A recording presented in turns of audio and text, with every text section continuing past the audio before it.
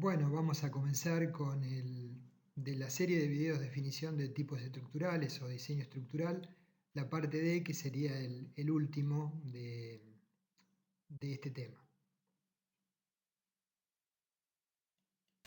Entonces, retomando conceptos básicos para definir el diseño de vigas reticuladas planas, en las vigas de alma llena, el momento resulta fundamentalmente tomado por las alas.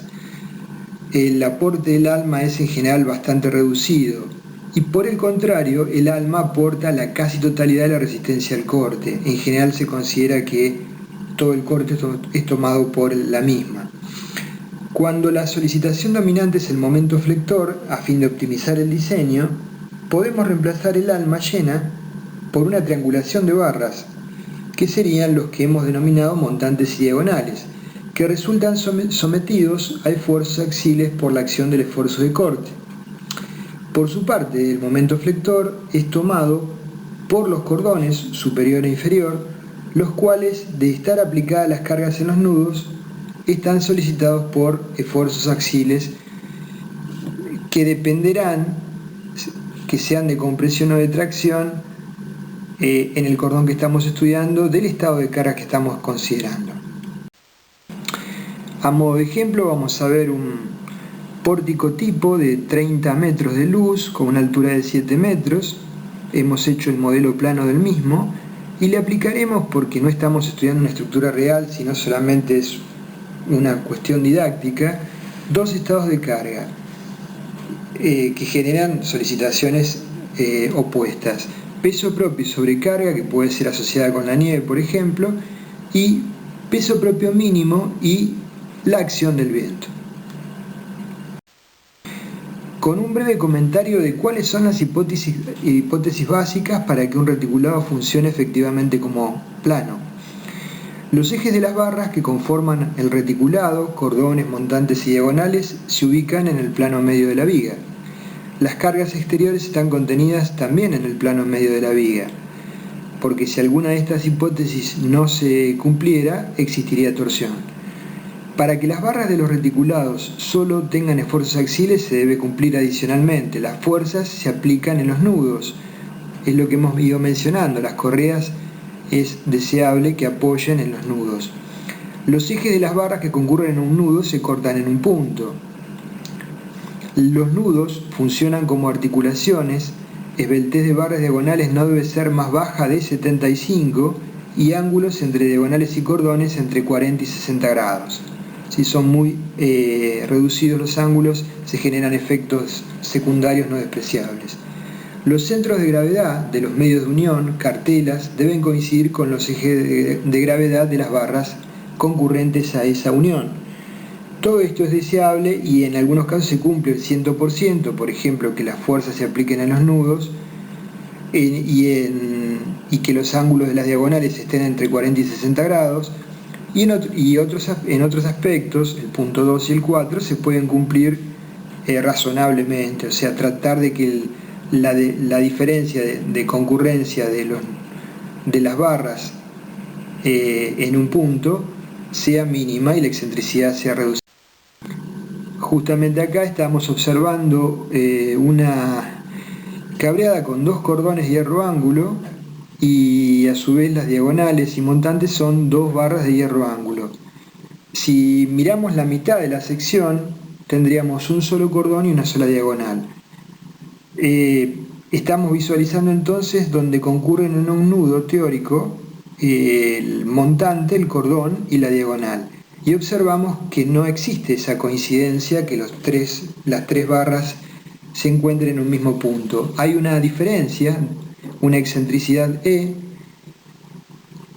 que genera momentos, ¿sí?, en las barras que concurren al nudo. En la normativa de el CIRSOP 302, que trata el diseño de estructuras tubulares, fija los valores de excentricidad máximos o mínimos que pueden ser aceptables y eventualmente no considerados. En este caso, tenemos que tratar de que estos valores sean reducidos y de caso contrario tomarlos en cuenta en el diseño.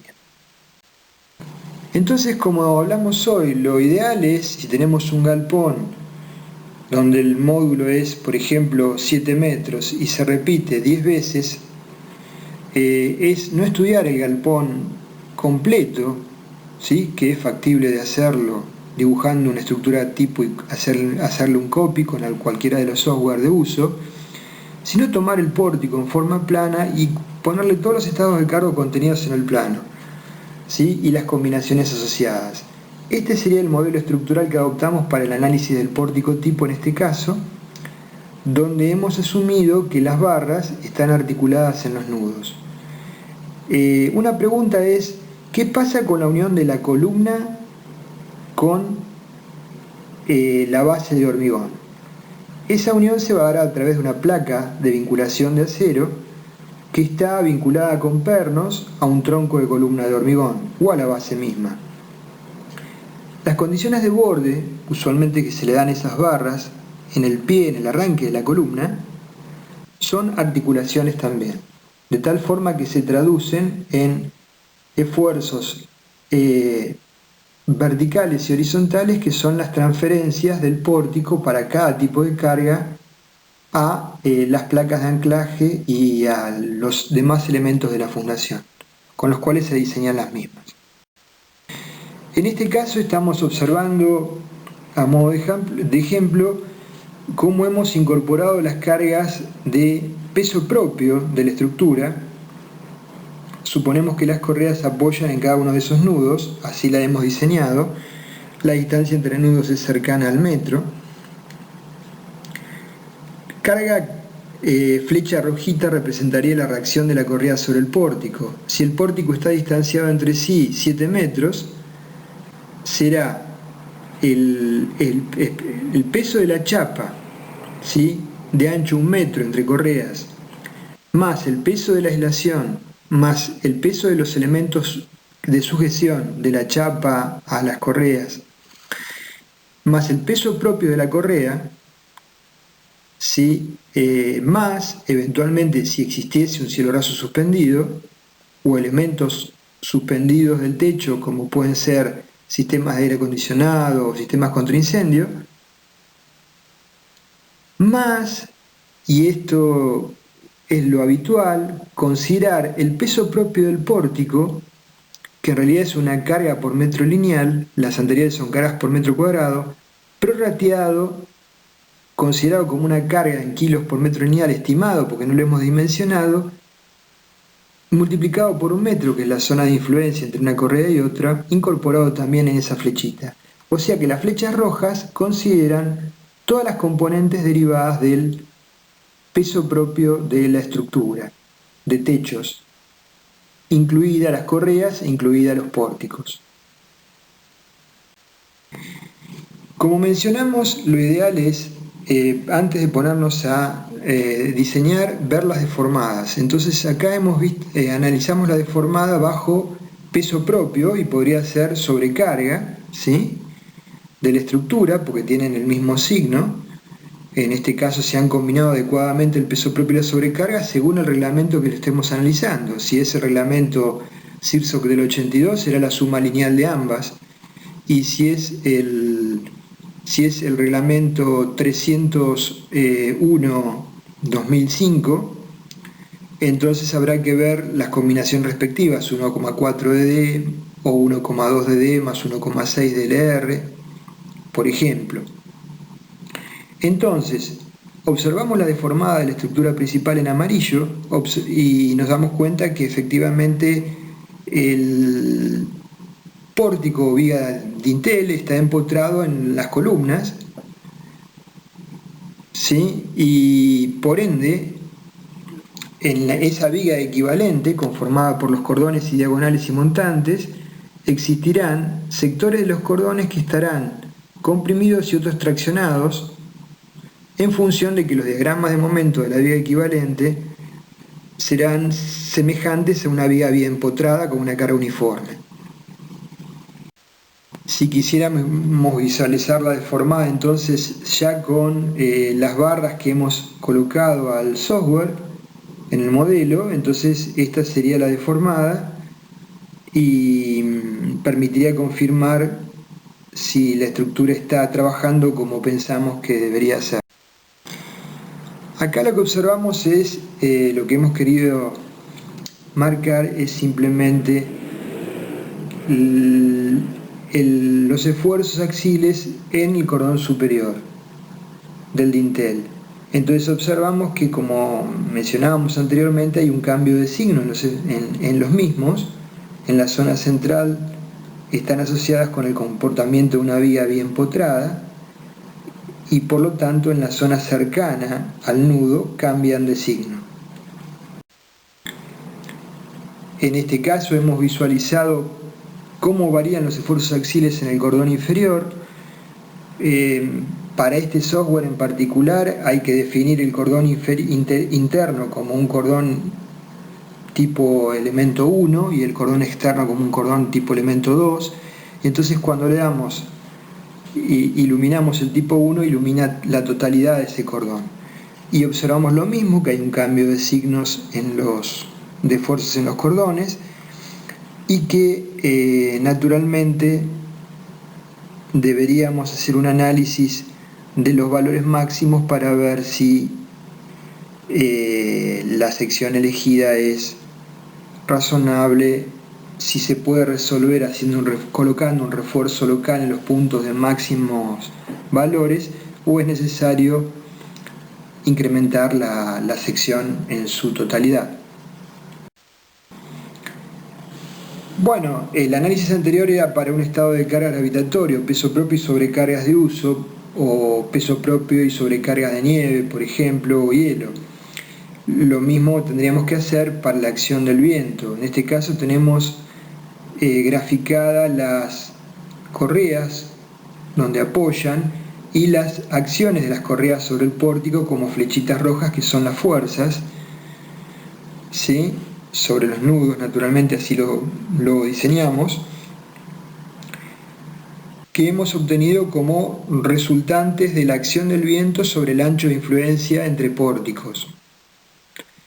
Entonces estas serían primero las cargas aplicadas solamente de estado de viento, y acá podríamos visualizar la deformación asociada con esas cargas y naturalmente ver si se corresponde con lo que esperamos obtener. Para este tipo de solicitaciones, gran parte del cordón inferior, no digo todo porque el cordón inferior está empotrado elásticamente en el nudo del pórtico, en ambos extremos, pero gran parte del cordón inferior puede llegar a estar comprimido. Por lo tanto hay que estudiar con mucho cuidado, para este estado de cargas particular, peso propio mínimo y acción del viento máxima, la posible inestabilidad del cordón comprimido, o sea, la tendencia a pandeo normal al plano del dibujo. Acá simplemente estamos graficando cargas y deformadas de la estructura, como para tener una idea de si con tal estado de carga, supongamos que tenemos en el reglamento nuevo, se pueden presentar una cantidad importante de estados de carga diferentes, de combinaciones de estados de carga diferentes, ¿sí?, a partir de las cargas básicas de L, LR, omega, S, R. Entonces sería conveniente para cada combinación tipo también evaluar cuál es la deformada y cuáles son las cargas que realmente hemos aplicado al modelo, para ver si hubo algún error en la incorporación de las cargas y si la deformada es compatible. En esta salida estamos visualizando bajo el estado de acción del viento, que en realidad nunca actúa solo, siempre tendríamos que tener por lo menos acompañado del peso propio de la estructura, si no es una situación irreal. Observamos que hay un sector, después del primero, segundo, tercero, cuarto módulo, de ambos lados, toda la zona central está comprimida. Es una compresión variable que puede generar perfectamente la inestabilidad de todo ese sector normal al plano.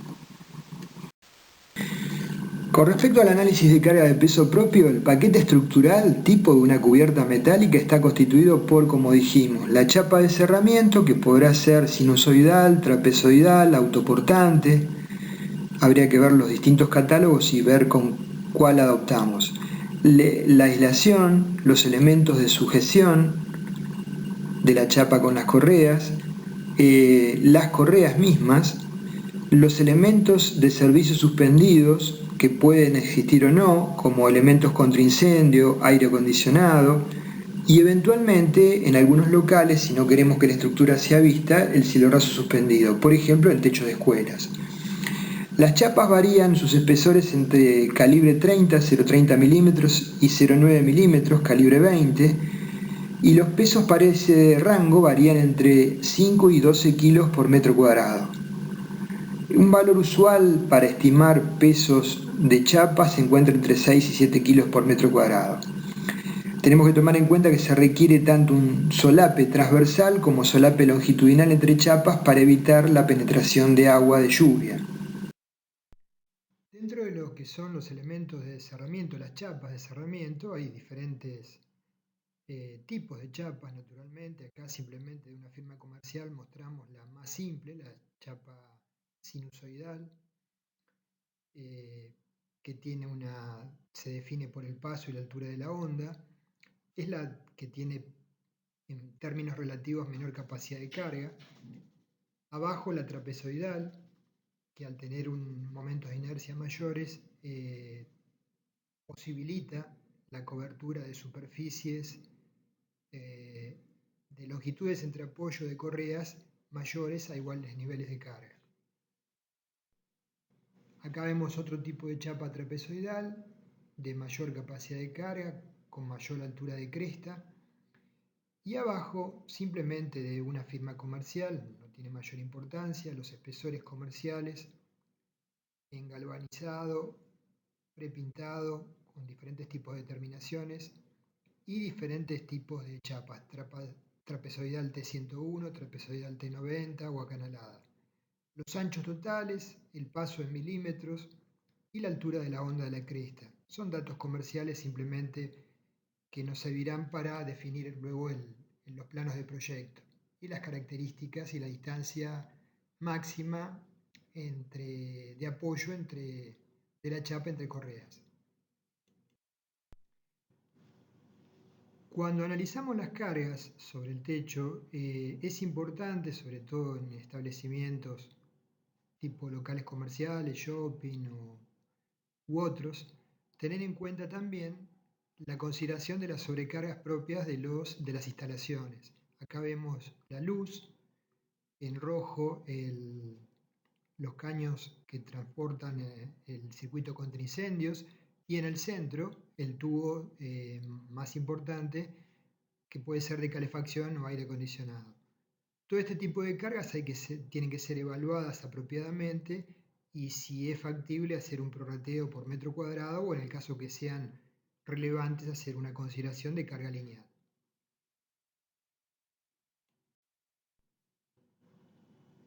Acá simplemente respecto a este tema de instalaciones suspendidas, tenemos sistemas contra incendios, ventilación, aire acondicionado, sistemas de megafonía, conductos de bandejas y cables, iluminación, paneles solares eventualmente. Entonces tendremos que consultar con los proveedores para hacer un análisis de qué orden de magnitud de carga son y considerarlas para el diseño tanto de las correas como de la estructura en su conjunto.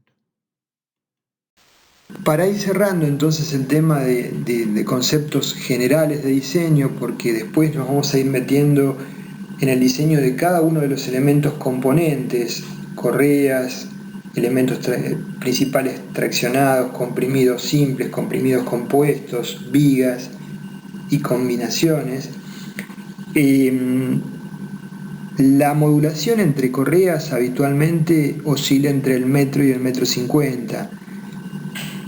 Esto también depende de la zona, el clima de la región, el nivel de sobrecargas que haya y el tipo de chapa de cerramiento que utilice. Las secciones de chapas trapezoidales tienen un mayor módulo resistente y por supuesto permiten mayores luces entre apoyos. Los apoyos son las correas. A los elementos comprimidos por flexión de reducido espesor, al ser los elementos de las zonas comprimidas de la chapa por fricción de un espesor reducido, deberían ser cortos para poder controlar, como veremos, el pandeo local. Esto lo vamos a ampliar en detalle cuando estudiemos elementos de chapa plegada. Debemos controlar los módulos resistentes de la chapa en ambas fibras, superior e inferior, dado que las cargas gravitatorias con sobrecargas de hielo y nieve presentan una situación y el peso propio y la succión neta de viento presentan una situación que es opuesta. Acá observamos una diferente gama de configuraciones de cubierta de techo. En todo caso deberíamos ver qué tipo de cubierta comercial, de chapa comercial vamos a colocar en nuestro techo y en función de eso obtener los datos del fabricante para chequear el diseño de la misma y las luces admisibles y cargas admisibles. Bueno, acá podemos ver algunos ejemplos sencillos de cómo se solapan las chapas sinusoidales o trapezoidales. La vinculación entre las mismas se puede dar en diferentes sectores, ¿no? Según el modelo. Muchas veces se prefiere hacer en los elementos más elevados, las cumbreras, y cerrarlos con arandelas plásticas. Después veremos que esto genera una dificultad cuando tenemos que evaluar la resistencia al pandeo lateral de las correas, ¿sí? Entonces hay que tener cuidado, por supuesto, con el proceso de montaje o mantenimiento, porque los operarios pueden llegar con su peso a abollar las chapas. Las chapas en general se fijan con bulones o tornillos autorroscantes a las correas. Simplemente mostramos un lateral de cierre con correas horizontales y una correa típica horizontal que tiene un buen momento de inercia normal al plano del dibujo para tomar las acciones del viento, pero tiene un momento de inercia muy reducido en el plano del dibujo. Entonces suelen adoptar tillas para disminuir la luz de cálculo en el menor plano de inercia, como se ve abajo, de tal forma que constituyen un punto, un apoyo elástico para la correa, y la correa en el plano del dibujo pasa a tener dos vanos de luces iguales en este caso, L sobre 2 a cada lado. Consecuentemente se puede optimizar el diseño. Por supuesto que debería haber una n cantidad de correas con una determinada separación en función de la chapa de cerramiento. Esto es solamente ilustrativo. Bueno, con el tema de correas lo ampliaremos en la clase de correas particular y con esto damos cierre a esta serie de videos de diseño. Gracias.